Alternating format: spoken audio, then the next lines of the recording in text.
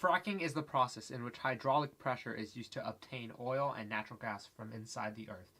Fracking dates back to the 1860s but was innovated in the 1940s. However, in the past 30 years, the rate at which fracking is being done has been increasing at rapid rates. Fracking starts when a large amount of oil concentrated in one area is located. Next, a drill digs to that location. A hydraulic pump pumps fracking fluid into that area, which creates many tiny cracks in the rock. Because oil floats on water, we can easily separate the two.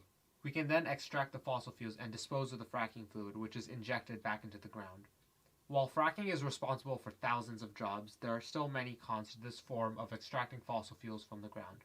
Firstly, fossil fuels are not sustainable and they have a negative impact on the environment.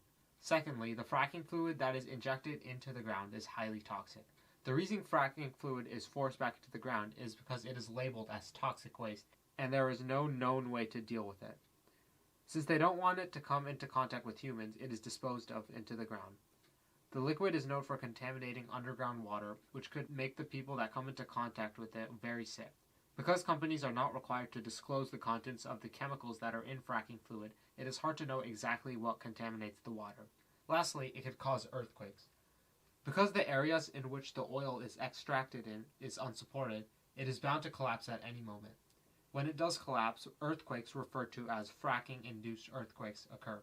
Fossil fuels are not sustainable because at one point we will run out of oil to drill. Fracking has also negatively impacted many natural habitats. For example, Wyoming has experienced a drop in deer population. This is because national parks are slowly losing land to the fracking industry.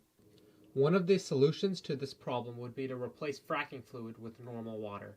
The chemicals are needed to filter out bacteria. However, the oil can be purified in a more proper and clean way after.